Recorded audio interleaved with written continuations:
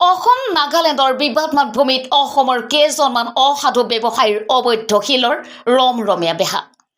অসম নাগালেণ্ডৰ মাজত দীৰ্ঘদিন ধৰি চলি অহা ভূমি বিবাদৰ সুবিধা লৈছে কেইজনমান বিতৰ্কিত অসাধু ব্যৱসায়ীয়ে। যি বিবাদমান ভূমিত অসম প্ৰশাসনে বিঅপিয়ে স্থাপন কৰিবলৈ সক্ষম নহল, সেই ভূমিত কেইজনমান অসমৰ অসাধু ব্যৱসায়ীয়ে নগাক হাত কৰি লৈ চলাই গৈছে অবৈধ শিলৰ খনন কাৰ্য। বিগত সময়ছোৱাত অবৈধ শিল খননৰ ফলত নাগিনী মৰালৈ যোৱা একমাত্ৰ পথ জহি খহি দিখৌ নৈত জাহ যোৱা পৰিলক্ষিত হয়। অনেক বাতৰি পৰিৱেশন কৰাৰ পিছতো কেৰেপ নকৰে ৰিয়াজুদ্দিন শ্বাহ নামৰ এজন অসাধু ব্যৱসায়ীয়ে। এতিয়া প্ৰশ্ন হয়, কাৰ ছত্ৰছায়াত অথবা কাৰ সাহসত শিলৰ এই অবৈধ খনন চলি আছে?